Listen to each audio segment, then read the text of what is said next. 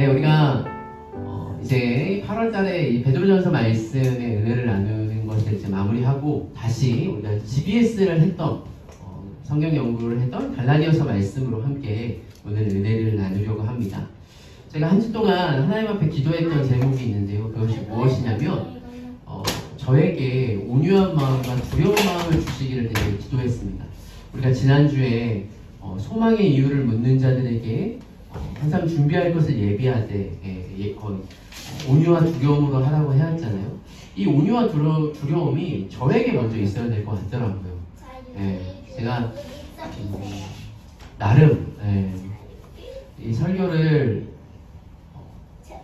고민을 하면서 모든 목회자들이 고민을 하겠지만 어떻게 하면 우리 아이들도 함께 은혜를 나눌 수 있을까? 참 어려워요. 아이들에게 또 같이 은혜를 나누는 것.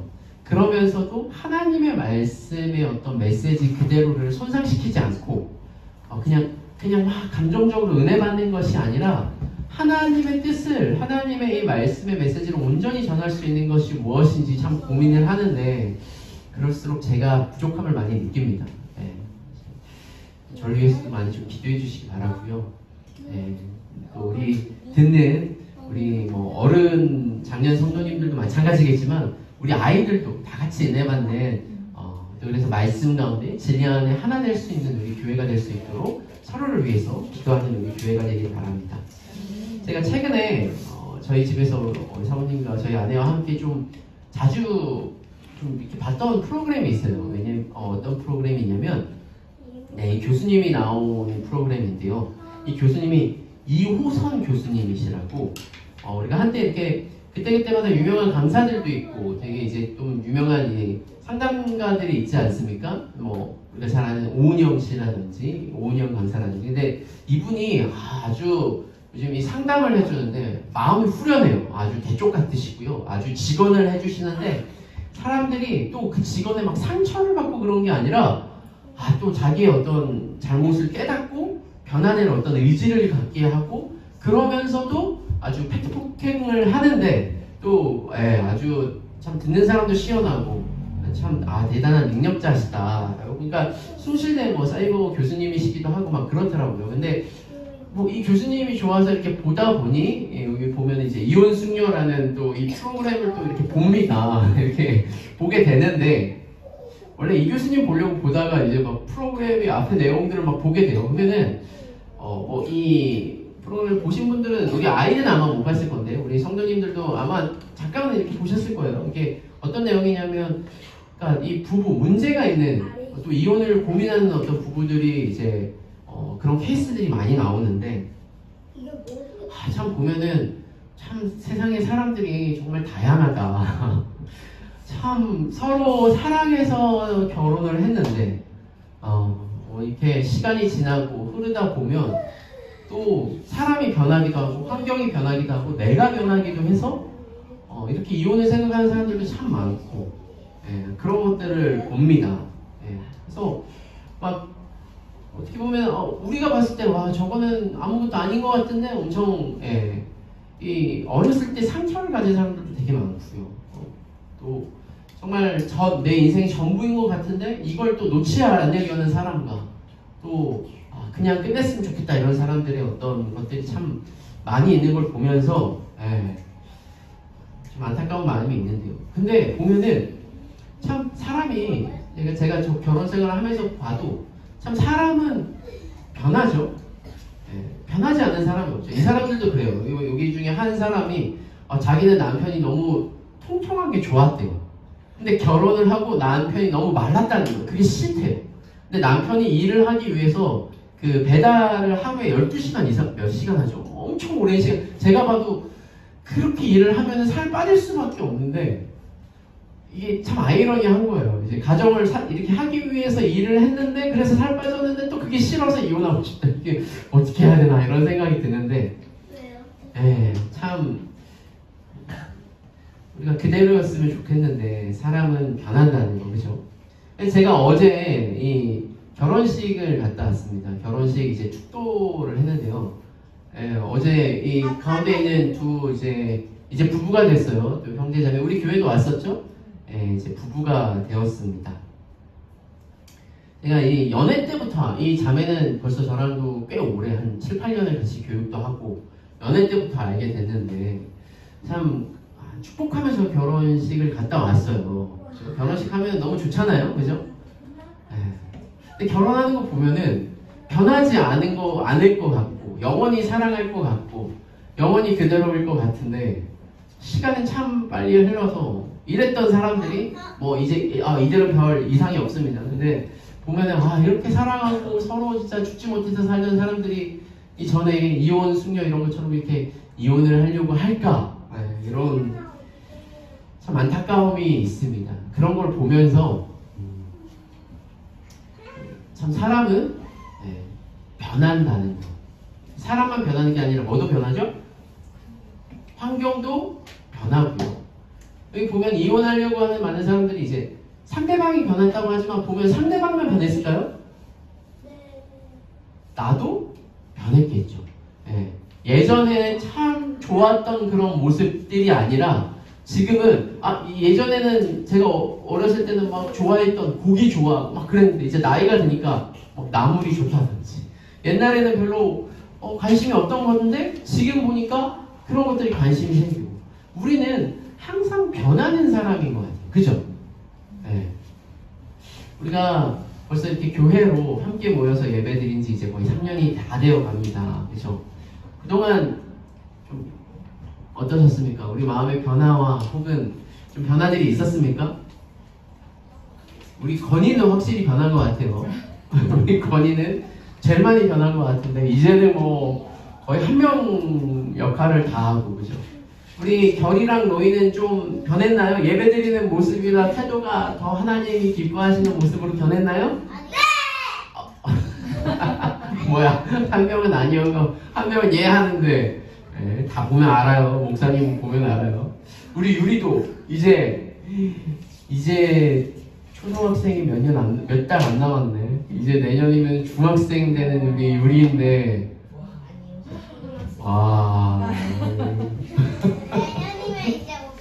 이제 청소년이 되는 우리 유리도 좀 변화된 게 있나요? 아이들만 변한 게 아니라 우리들도 변화됐겠죠. 그런데요, 우리가 하나 붙잡아야 될 것들이 있는데 그게 뭐냐면 하나님은 변하시지 않는다라는 것입니다. 할렐루야. 우리는 변해도요 하나님은 변하지 않고 그분의 은혜는 신실하시고 성실하십니다. 오늘 이것을 우리가 좀 붙잡았으면 좋겠어요. 자, 우리가 이 갈라디아서 말씀을 함께 우리가 나눴는데 아이들은 뭐 당장 이해하기는 어려울 수 있지만 우리가 GBS를 좀 했죠. 갈라디아서 GBS를 PBS를 좀 하면서 갈라디아서는 이 복음에 대해서 얘기를 하고 있습니다. 그래서 우리가 이 3장까지 우리가 다 했고요. 오늘 우리가 4장을 좀 정리하고 앞으로 이제 5장, 6장을 함께 나누려고 하는데 이 갈라디아서에서 보면은 어떤 문제가 있냐면 이 바울이 교회에게 복음을 전했는데 그 복음을 붙잡는 게 아니라 다른 사람들이 들어와서 이 진짜 복음이 아닌 율법을 지켜야 된다든지 여러 가지 옵션들을 계속 내걸면서 그래야 우리가 하나님의 백성이고 신자고 하나님의 자녀다 이렇게 거짓부렁을 하고 있는 거죠. 근데 이제 바울이 그게 아니다 라고 얘기를 하면서 오늘 이 어떤 얘기를 하냐면 우리 성도님들이 잘 아는 이 하갈과 사라 이야기 제가 왜 잘 안다라고 말을 했냐면 저희가 작년인가요? 재작년에 이 창세기 말씀을 함께 나눴죠. 작년과 재작년에 걸쳐서 창세기 말씀을 나눴습니다. 근데 아마 이 하갈과 사라 이야기 창세기 15장에 나오는 창세기 15장에 나오는 이 16장에 나오는 이 이야기는 재작년에 우리가 함께 나눴을 텐데 생각이 나시는지 모르겠어요. 근데 다시 한 번만 좀 이것을 우리가 한번 되짚어 보는 시간을 가졌으면 좋겠습니다. 그러니까 창세기에 이제 아브라함이 나오죠, 여러분. 그죠? 아브라함이 12장에 부르심을 받고 그 다음에 애굽으로 갔다가 롯과도 헤어졌다가 이제 멜기세덱 이런 사건도 나오고 그럽니다. 그런데 이 창세기 15장에 중요한 사건이 있는데 그게 무엇이냐면 횃불 언약이라고 하나님께서 언약을 하시죠. 예, 쪼갠 고기 사이로 지나가시면서 하나님 횃불만 지나가시면서 아브라함을 하나님의 백성 삼으시고 큰 민족을 이루실 것이라고 약속을 해요. 자, 그리고 그 다음에 나오는 것이 바로 16장. 예, 오늘 이 배경이 되는 사건인데, 자, 16장에 보면요, 이제 아브라함이 몇 살이 되냐면 85세가 됩니다. 85세. 아브라함이 처음 하나님 앞에 부르심을 받았을 때가 언제냐면은 75세였어요. 그러니까 10년이 지난 것이죠. 하나님이 처음 아브라함에게 가서 아브라함아, 내가 너로 큰 민족을 이루게 하겠다. 그래서 그때부터 아이를 순풍순풍 낳아도 민족을 이루기가 쉽지가 않은데 이미 10년이나 지난 거예요. 그리고 이 중간에 횃불 이 언약도 있었는데 이 소식이 아무리 해도 깜깜무소식이야. 그러니까 옆에서 답답했던 사람이 누굴까요? 바로 사라. 이제 사레죠. 이름이 바뀌기 전에 사레가 이 아브라함에게 자기의 이 답답함을 호소를 합니다. 그러면서 이 2절에 보면은 여호와 하나님께서 내 출산을 허락하지 않으셨다라고 얘기해요. 그러니까 이게 약간 이 투정을 부리면서 뭔가 이 불만 섞인 말로 아니 민족을 이루겠다고 하면서 나한테 애를 안 주시면 나 어쩌란 말이냐. 그래서 그때 당시에는 이제 아이를 낳는 것이 참 중요한 일이었기 때문에 이 사례가 답답한 마음에 이제 얘기를 하죠. 그래서 이제 이 사례가 이 고민을 하다가 아브라함에게 내세운 어떤 방법이 무엇이냐면 그때 당시 이제 여종이었던 하갈을 이제 대리모로 삼아서 남편에게 주고 아이를 낳게 하는 일이었어요. 우리가 이 고대에는 이게 죄가 아니라 고대에는 아들들을 많이 낳고 남자들, 왜냐면 그때는 전쟁도 있고 막 그랬기 때문에 남자들을 많이 낳기 위해서 이런 일들도 있었어요. 그래서 이 하갈을 남편에게 주어서 아이를 갖게 하죠. 그래서 하갈이 임신을 합니다. 빨리 가야 돼서 여기. 근데요, 여기까지만 보면 뭐 큰 문제가 없을 수 있는데 하갈이 임신을 하고 나서 어떤 일이 있었을까요? 몰라요. 하갈이요, 이 5절에 보면은 4절, 5절, 이게 16장, 창세기 16장에 보면은 하갈이 임신을 하고 나서 사례를 무시하기 시작합니다. 그러니까 이제 나는 주인의 아이를 배웠다 이거예요. 이때부터 이제 우리가 아는 이 막장 드라마가 시작이 되는 것이죠. 그러면서 막장 드라마. 왜냐면 진짜 부인은 누구야? 사례. 그런데 사례 진짜 이 주인이 아니라 종인 하갈이 자기가 임신을 했다고 주인인 이 사람을 막 무시하고 은근히 막 따돌리고 이제 자기가 안마님의 행사를 하려고 했었던 건지 모르겠어요. 그러니까 이제 사례도 이제 많이 나오지 않아서 그렇지 이제 평범한 여인은 아니었던 것 같아요. 이 기싸움이 아주. 그래서 이 5절에 막 아브라함한테 찾아가서 사례가 그러죠.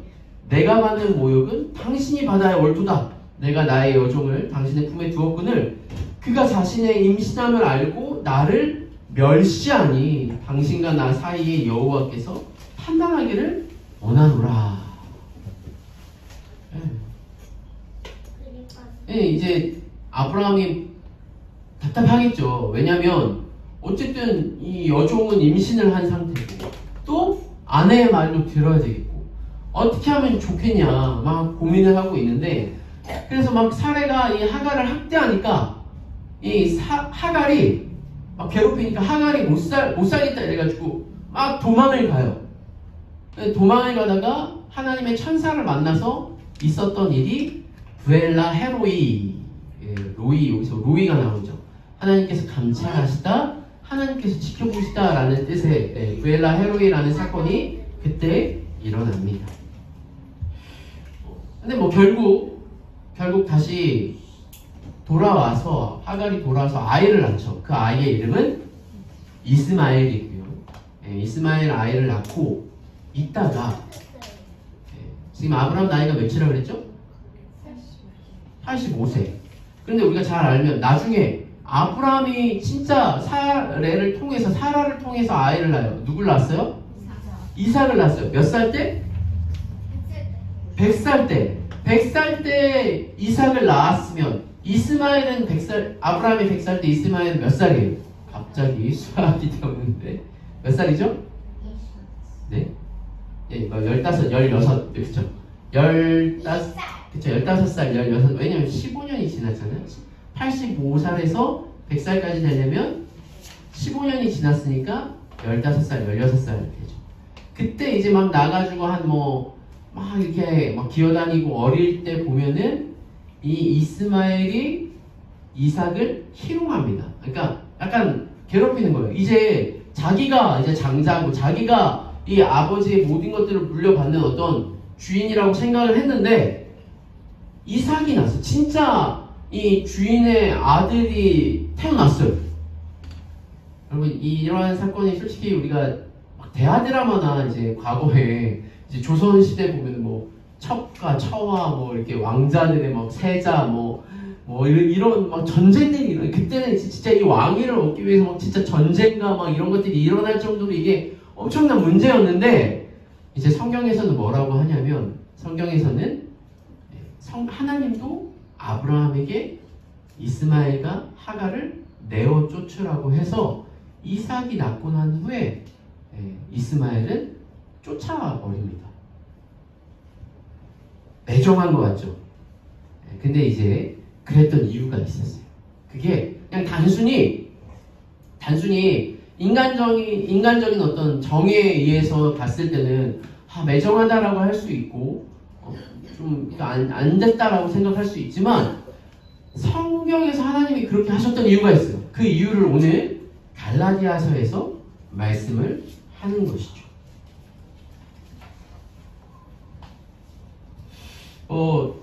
우리가 창세기 16장 말씀이 주 내용이 아니라서 우리가 그 내용을 다 이렇게 자세히 살펴보지는 않았지만 여기서도 보면은 다 솔직히 아브라함도 그렇고요, 사례도 그렇고요, 되게 믿음의 모습은 아니죠. 왜요? 하나님이 약속을 했는데 그 약속을 온전히 믿고 기다렸던 것이 아니라 어떻게 했어요? 자기의 어떤 수단과 방법으로 뭔가를 이루려고 했고, 또 하갈도 자기가 임신을 했지만 주인을 무시하지 않고 순종하고 이렇게 해야 되는데 그렇지 않았으니까 이제 핍박을 받다가 나중에 쫓겨나는 거였어요. 성경에는 이 불임 모티브가 많이 나옵니다. 임신을 하지 않는 어떤, 그때 당시 그게 너무나 큰 고난이고 기도 제목이었지만 하나님께서는 이 불임 모티브를 통해서 이 하나님의 백성들에게 주시려고 하는 메시지가 있죠. 그것이 무엇이냐? 바로 하나님의 은혜입니다. 사람이 하는 것이 아니라 하나님께서 하신다라는 것. 또 우리가 잘 아는 이 사무엘에 보면 한나의 기도, 한나도 막 자녀를 낳지 못해서 막 괴로워하죠. 근데 나중에 결국 사무엘을 낳습니다. 우리가 결론적으로 봤을 때는 이게 좋게 끝나지만 하나님이 그들에게 고난을 줬던 이유는 그것을 통해서 하나님의 은혜를 보여주시기 위해 했던 거였어요. 사랑하는 우리 진리자유의 성도 여러분, 우리는요 우리의 어떤 생각과 우리의 제한된 어떤 것들을 보면서 하나님의 은혜를 구하고 하나님께서 일하실 것을 기다리기보다 우리의 힘과 우리의 노력으로 우리의 어떤 방법과 수단으로 뭔가를 이루려고 할 때가 너무나 많이 있습니다. 혹은 내 뜻대로 되지 않을 때 뭔가 조급하고 내가 가는 이 길이 맞나? 혹은 약간 스스로를 이렇게 정죄한다거나 내가 가는 이 길에 대한 어떤 의문을 품는다거나 여러 가지 약한 모습을 보일 때가 있죠. 하지만 우리가 지난번에도 그랬지만 고난은 뭐다고요? 고난은 하나님의 뜻이고 그 고난 가운데서도 우리가 흔들릴 수는 있지만 끝까지 붙잡아야 될 것은 무엇이냐면 변하지 않는 하나님에 대한 믿음인 거예요. 오늘 다시 갈라디아 말씀으로 왔을 때, 이 갈라디아서에 보면은 결국 이 이스마엘을 쫓아내는 것으로 이 창세기 말씀은 마치는데요. 이 갈라디아서에 왔을 때, 이 갈라디아서에서 이 두 아들을 비유하면서 얘기를 하죠. 첫 번째, 누구의 아들입니까? 여종, 하갈의 아들인 이스마엘. 그리고 자유 있는 여자인 사라의 아들인 이삭을 비유하며 얘기를 합니다. 자, 우리가 어떻게 보면은, 아니, 아버지가 같잖아요. 아무리, 진짜 처의 아들이 아니라도, 우리가 나중에 야곱의 아들들, 12아들들 보면은, 4명의 아내에게서 자녀를 낳잖아요. 근데 다 이 처만 있었던 게 아니라 그 여종의 아들들까지도 다 아들로 인정을 하는데, 왜 여기서 이 하갈의 아들인 이스마엘은 저렇게 매정하냐? 아버지가 같으면 다 같지 않냐라고 생각을 할 수 있지만, 그렇지 않다라는 거예요.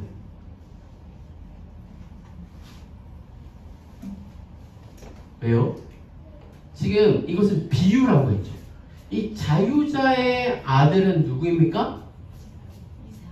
그렇죠. 이삭인데요. 이 자유자의 아들은요, 정말 우리가 복음을 듣고 믿어서 성령의 인치심을 받아서 하나님의 백성이 된 자를 이 자유자의 아들이라고 하고요.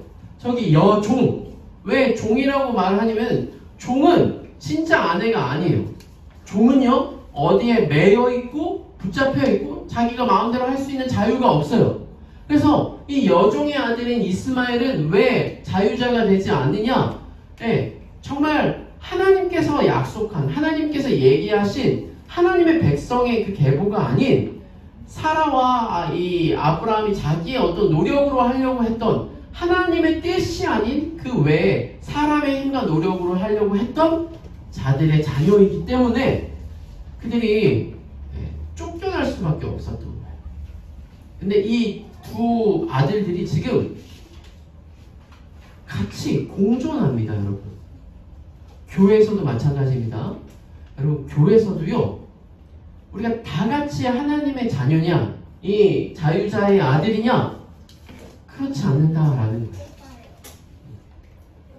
우리가 똑같이 예배를 드리는 것 같지만 어떤 사람은요, 정말 예수님을 믿고 십자가가 주시는 참 자유를 받아 누려서 자유와 기쁨으로 예배를 드리는 사람이 있는가 하면, 어떤 사람은 그것을 모르는데도 나와서 예배 드릴 때도 있어요. 저도 그럴 때가 있었어요. 언제? 정말 예수님을 인격적으로 만나고 십자가를 알기 전에는 여기 목만 나와 있는, 그렇죠? 목만 나와 있는 거예요. 그런데요, 아직 뭐 어렸을 때는 그럴 수 있지만, 일반적인 교회에 봤을 때, 우리 교회만 말하는 것이 아니라 일반적인 교회에 봤을 때, 이 여종과 같은 이 아직 자유자의 아들이 아닌 여종과 같은 이 종의 아들들의 모습을 지닌 사람들이 교회에서 어떤 직분을 받고 또 혹은 여러 가지 이제 일들을 할 때가 있죠. 그랬을 때 이런 것들이 어떻게 되면은 계속해서 정죄가 되고, 오늘 이 갈라디아서에서 말하는 이 정말 이 율법학자들이 말하는 절기를 지켜야 된다든지, 혹은 하나님을 위해서 뭐 헌금을 많이 해야 된다든지, 내가 봉사를 많이 해야 된다든지, 이런 것들을 해야 하나님이 인정해 주신다든지, 그런 얘기들을 하면서 진짜 자유 있는 이 여자들 혹은 진짜 복음을 가진 자들을 어떻게 하냐면은 핍박하고 힘들게 한다라는 것이죠. 사랑하는 우리 진리아자유교회 성도 여러분, 오늘 우리가 이 말씀을 들으면서요, 우리 스스로도 한번 뒤돌아봤으면 좋겠습니다. 오늘 우리가 주일날 예배에 다 오셨잖아요, 그렇죠? 근데 드리고, 그리고 주일날 예배에 오고 또 하나님 앞에 예배를 드리는데, 정말 우리가 하나님을 아버지라고 부를 때 그 아버지라고 부르는 은혜와 영광을 누리고 있는가?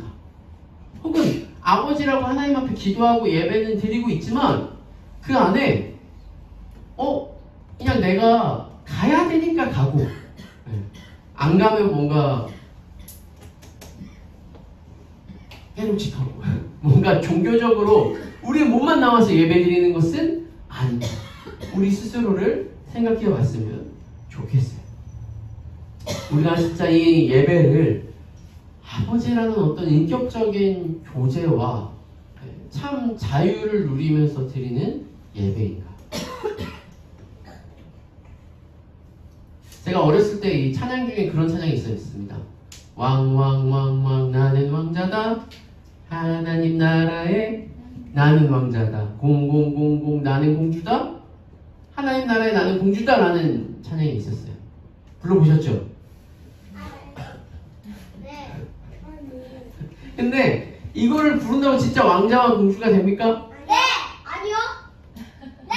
우리 결이는 왕자예요? 네. 개구리 왕자? 그래요? 누구 왕? 그러면 왕은 누군데 왕은? 나. 왕자야 왕이야 뭐야? 저는 왕이에요. 너가 왕하고 싶어요?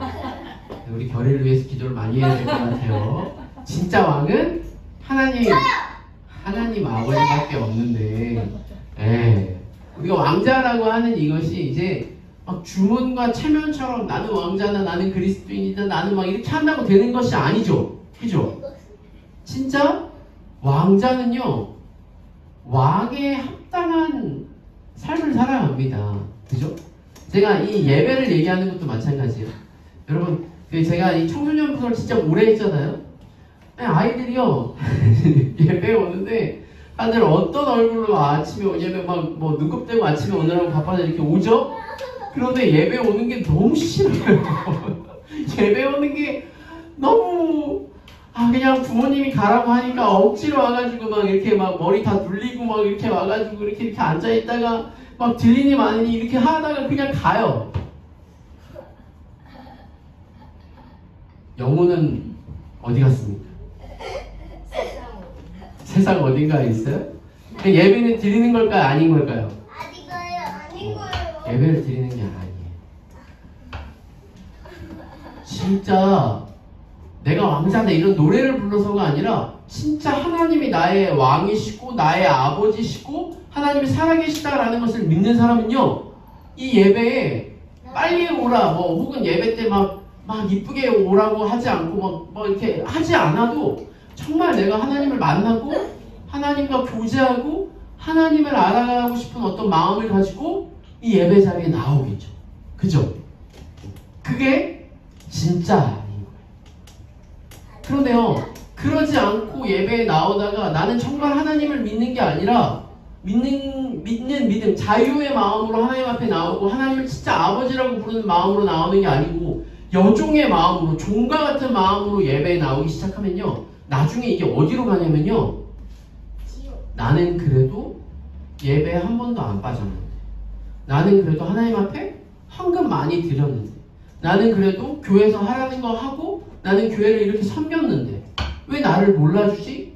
또 나는 믿는 거 아닌가? 이렇게 되는 거예요.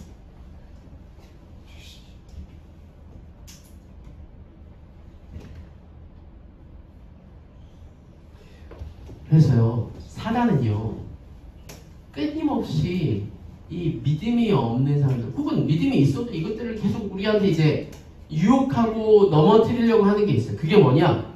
너가 정말 하나님의 백성임을 뭐 하라고 하냐면 증명하라고 하는 거죠.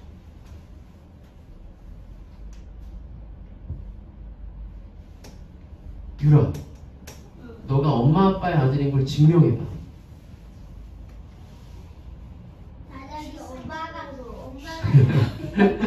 출생신고서 지금 없잖아. 가져와야 나중에. 우리의 삶에도요 여러분 사단이요 정말 우리가 하나님의 하나님 백성이 맞는지를 증명하라고 합니다. 심지어 목회자들한테도 마찬가지예요. 너가 목사가 맞냐? 그리고요, 최근에 저에게 들었던 그 마음은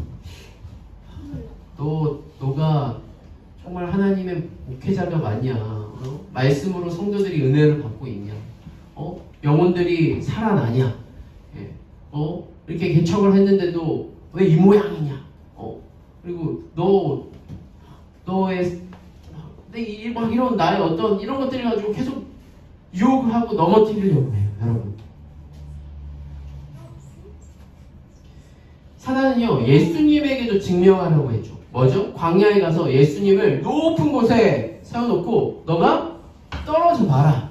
너가 정말 하나님의 아들이면 천사가 너의 발을 이렇게 붙잡고 떨어져서 아무리 상하지 않게 할 것이다. 너가 하나님의 자녀이면, 하나님의 아들임을 증명하라고 하죠. 그래서 예수님이 증명하셨죠. 떨어지셨죠. 아니요. 그렇게 안 하셨어요. 어떻게 하셨어요? 사단아! 내 하나님을 시험하지 말라고 하셨어요. 우리도요, 여러분, 사단이 증명하라고 할 때 증명하려고 애쓰지 맙시다.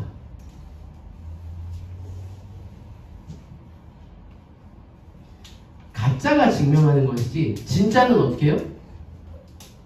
존재 자체가 증명인 거예요. 예.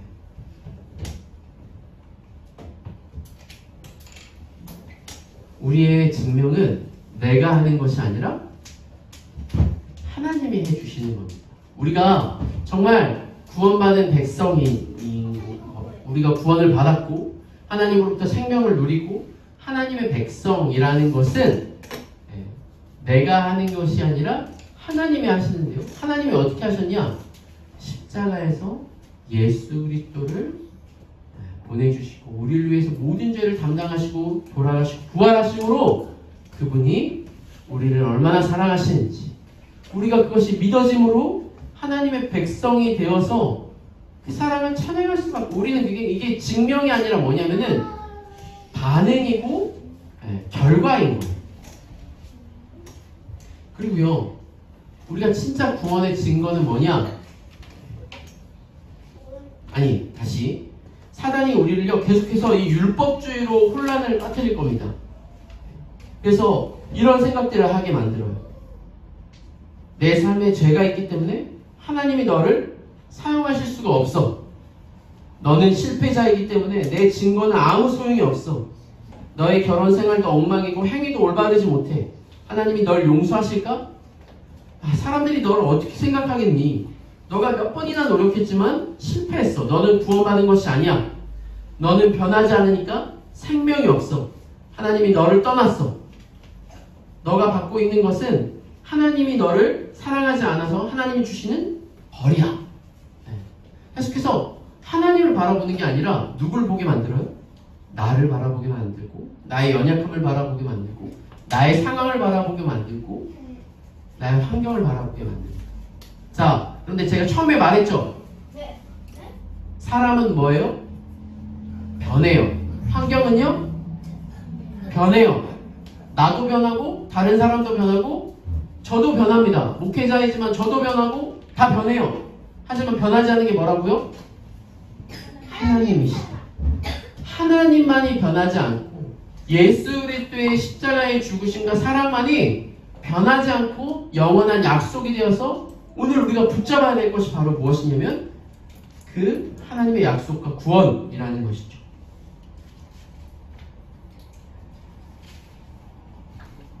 그래서요, 오늘 마지막 이 5장 1절에 사도 바울이 뭐라고 합니까? 우리 5장 1절 성경 한번 다 같이 읽어볼까요? 5장 1절 결론입니다.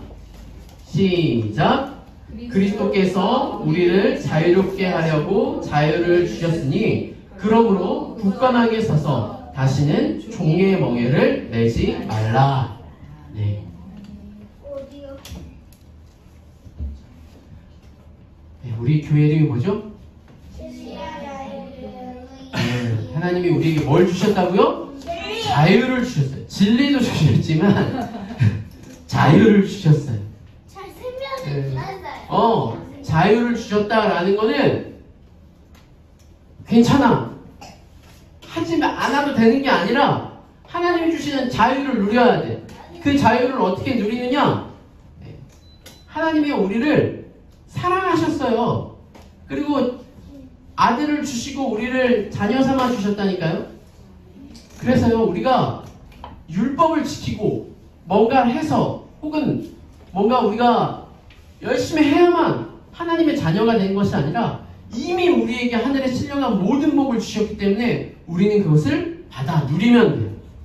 그래서 뭐가 먼저냐? 하나님을 사랑하는 게 먼저예요. 세 번이나 예수님을 부인했던 베드로에게도 예수님이 뭘 물어보셨죠? 내가 나를 사랑하느냐. 사랑하는 성도 여러분, 하나님을 사랑하십니까? 예배를 잘 드리고 열심히 드리고 우리 아이들에게도 막 똑바로 드려 이게 아니라 하나님을 사랑하면요, 저는 우리 결이가 하나님을 사랑하기를 바랍니다. 우리 로이도 하나님을 사랑하기를 바랍니다. 우리 유리도, 소희도, 건이도 하나님을 사랑하고요. 우리가 하나님을 사랑하면요, 어떤 모습으로 예배를 드려도 하나님이 받으실 거예요. 할렐루야.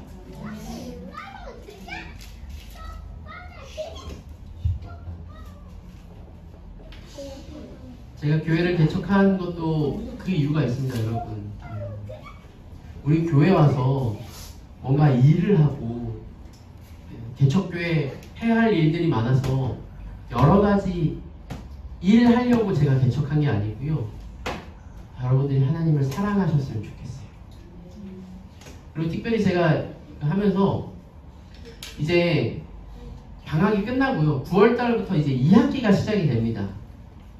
9월달부터 2학기가 시작이 되는데 이제 주중에 제가 다시 이 구속사 말씀을 가지고 은혜를 나누려고 해요. 그래서 일주일에 이제 3번 정도 송출을 이 금요 성경 강좌 했던 거를 아침에 이제 만들어서 제가 송출을 해드리려고 하는데 제가 여러분들한테 이거를 막 꼬박꼬박 다 들어라.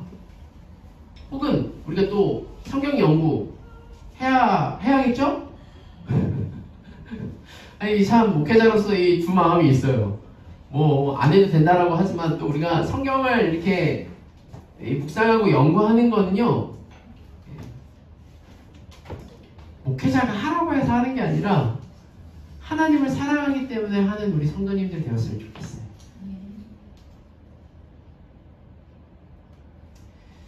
우리의 삶은 변합니다, 여러분. 우리의 건강도 변하고요. 내가 의지하고 믿었던 것들도 세상에서 하나씩 없어집니다.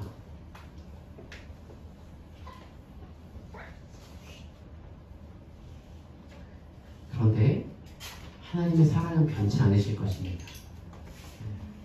그래서 우리가 풀은 마르고 꽃은 시드나 하나님이 우리를 사랑하신 그 사랑을 믿음으로 이제 내일부터 새롭게 시작되는 또 한 주의 삶도 어쩌면 우리가 의지하고 우리가 바라고 소망하는 것들이 우리 뜻대로 되지 않을 때도 있을 거예요. 그럴지라도 하나님이 여전히 우리를 사랑하심을 우리가 잊지 않고 하나님이 우리에게 자유를 주시려고 뭘 주셨어요? 그의 아들을 주시고 그 아들을 십자가에 죽이심으로 그 사랑을 완성하시고 확증하셨어요. 그것만 의심하지 마십시오. 하나님이 나를 여전히 사랑하시고 나에게 가장 좋은 것을 주시고 선한 것을 주시고 고난 가운데서도 그게 하나님의 뜻이라면 그것으로 하나님의 사랑을 의심치 않고 날마다 하나님을 사랑함으로 그분과 교제하면서 그 하루하루가 행복한 삶을 살아가는 우리 물가제들을 주님의 이름으로 축원합니다.